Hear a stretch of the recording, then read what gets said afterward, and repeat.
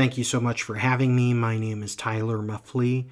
I'm a urogynecologist at Denver Health and Hospital Authority, and I work with residents from the University of Colorado School of Medicine OBGYN program. Tanaz, thank you so much for having me. I truly appreciate it, and I'm so excited to chat with your fellows about research today. The title of my talk is going to be Crowdsourcing and Healthcare Access Research. We'll go through some of the data and how we got it for this study. And the fact is that there is no national clearinghouse of physician data in the United States. We have a fragmented system that relies on hospital-level review, state boards for disciplinary and credentialing actions, and federations that are loosely gathering data at the national level. Individual physician data is rarely shared among these levels, and even less often with research. Physician workforce for FPMRS gets at the question of who will take care of the older woman in the future. Obstetrics and gynecology has typically been focused on the younger pregnant woman with the immediate needs for delivery or hysterectomy. Increasing evidence indicates a current and growing shortage of FPMRS availability to serve our nation's rural populations as well. A shortage of FPMRS is a critical component of the crisis in healthcare workforce because only FPMRS are uniquely trained and qualified to provide certain necessary lifestyle-saving procedures. Therefore, when I wrote this series of articles, I hope to publish papers with an accurate and actionable workforce data to determine exactly what constitutes an FPMRS shortage area and subsequently where these areas exist. These are some of the current public sources of data on individual physicians. They are a mix of government and industry data sources that provide information mainly to patients. Understandably, most of the groups are quite opaque and unwilling to share their larger data sets with the public. CertificationMatters.org is a website from the ABMS that looks at board certification. DocInfo.org website is from the Federation of State Medical Boards and answers the question, does my physician have an active state license? Healthgrades.com is qualitative patient comments about physicians, and Doximity.com is more physician-to-physician communication and provides information and detailed demographics about physicians. Unfortunately, Doximity.com recently changed their terms of service, and we recently received a cease and desist order from them about not taking their data. Studies on physician workforce have typically been done in the past with data from the AMA Physician Master File. This is the Tesla or Cadillac or Lexus of individual physician data. The AMA aggregates data on physicians as they train and sells it later on for marketing as well as for research. The data is typically very expensive and also very complete.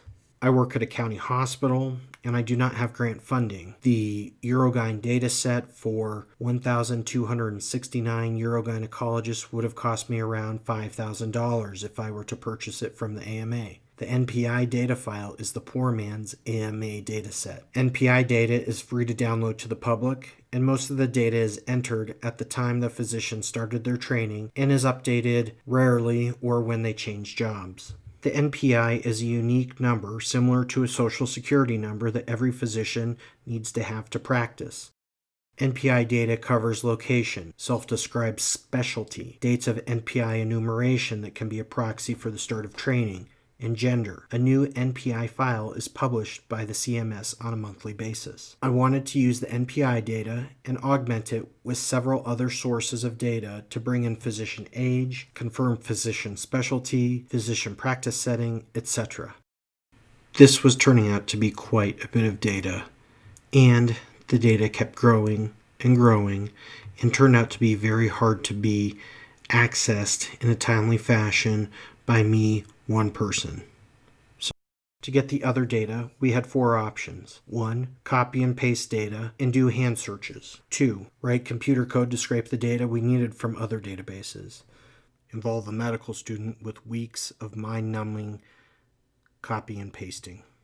Access an API or a computer-to-computer request system to get the individual data. crowdsource the data requests. We ended up using all 4 of these options for this study to get a complete data set and to confirm what we had. The first strategy, copy and paste, is slow and prone to errors. Most data is spread across multiple web pages and it's clumsy to get to, though we did do that sometimes.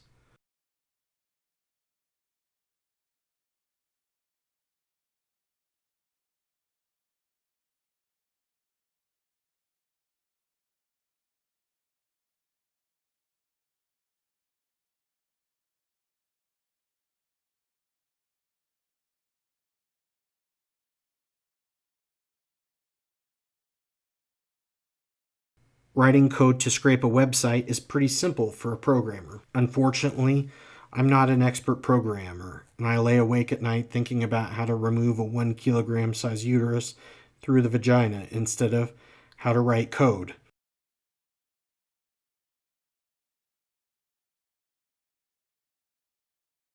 In this journey, I did learn how to write code in the program language R, and with a lot of trial and error, I was able to write some code that could run a browser that requested data and stored the data and move on to the next.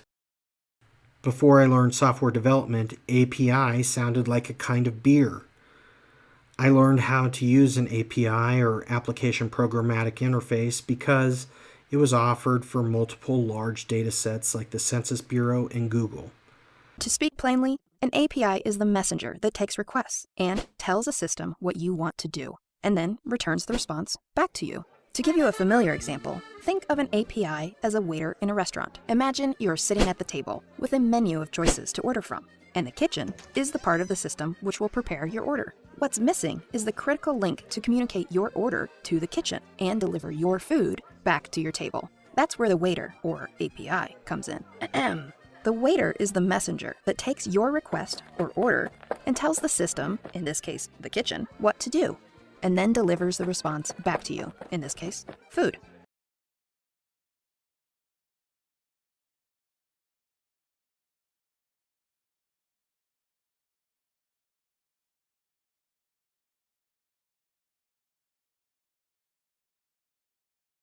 This is an example of an API that I wrote to interface with the Physician Compare database and the NPI database to bring in the most recent data.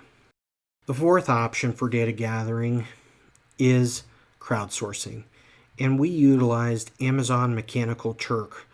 Amazon Mechanical Turk is a crowdsourcing website for businesses to hire workers to perform discrete on-demand tasks that computers are currently not able to do. It is a type of artificial intelligence. The name comes from an 18th century chess-playing device. Challengers competed against the Turk, believing they were competing against an automated machine, when in fact they were competing against a person hidden inside.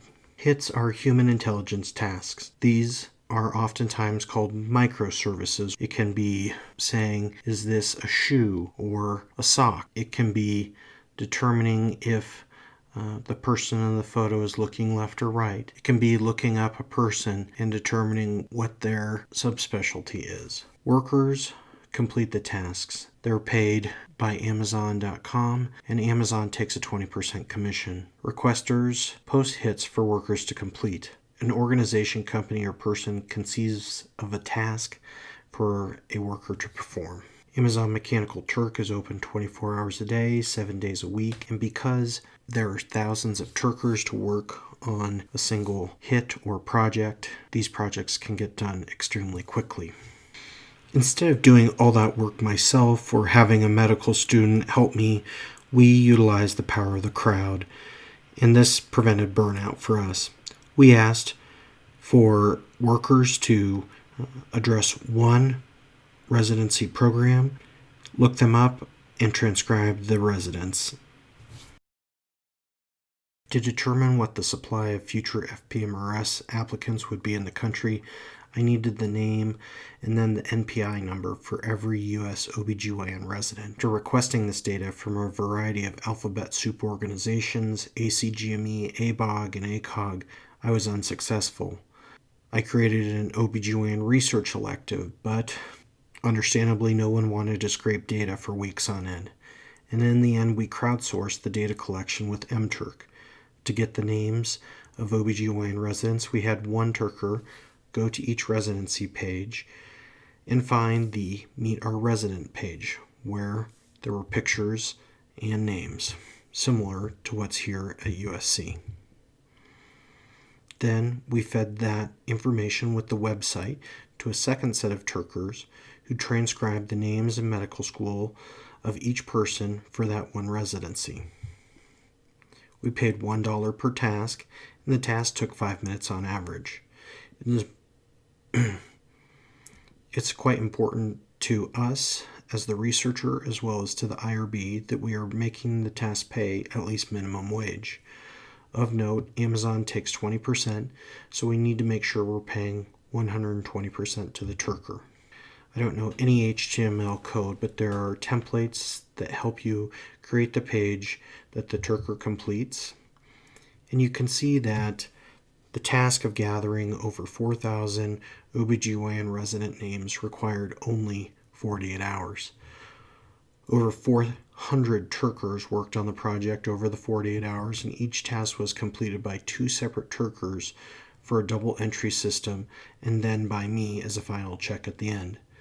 The data was invaluable at making our projections who the next FPMRS fellows would be. We then used Amazon Mechanical Turk as a panel of respondents for one of our surveys and had great luck with it as well. And after seeing multiple survey projects done on MTurk, we decided to give it a go ourselves.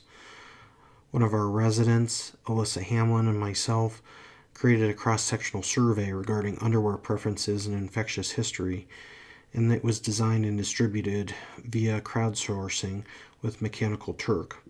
We had over 1,000 U.S. premenopausal women complete the study in 48 hours on MTurk, and we paid $1 per study. This would have taken weeks in the waiting room of our OBGYN clinics to distribute and then transcribe the surveys. So in short, for me, MTurk and crowdsourcing has been a force multiplier, as I have minimal research infrastructure at my county hospital. These are people on the other end of the task, though, and I'm clear with my instructions, the amount of time that it's supposed to take, and pay them appropriately. Hopefully, you can use Mechanical Turk in your next data gathering project. So these are some of our best practices or tips on getting started. The first tip is to break your problem into small, discrete tasks so that the worker has to do one thing. Workers are very diligent the majority of the time, but you need a clear call to action. Yes, please copy the names of the residents into this text box. Yes, please copy the names of Yes, please copy the names of the residents into this text box. Something that would not work as well is find the Meet Our Residents page for a general OBGYN residency and then copy the names of the residents. We find the most success with making 2 separate tasks out of that and then providing the worker with the clearest, most basic instructions.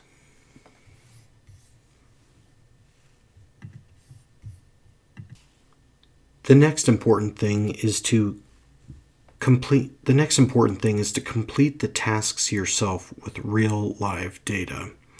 And this is very important as we want to work out all the bugs, and sometimes I can't see the forest through the trees, and so having a coworker or maybe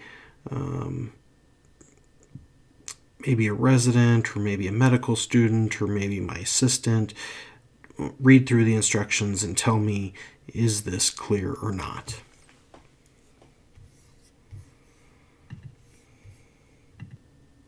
The last tip is to listen to the Turkers. These are people too at the other end of this neat tool where you can use artificial intelligence, but the fact is that these people are working very hard, and sometimes they have good days and sometimes they have bad days. And when you're able to take their feedback, hey, these instructions aren't clear. Hey, I think you should pay us more. Hey, I think that you should give us more time to do this. Listen,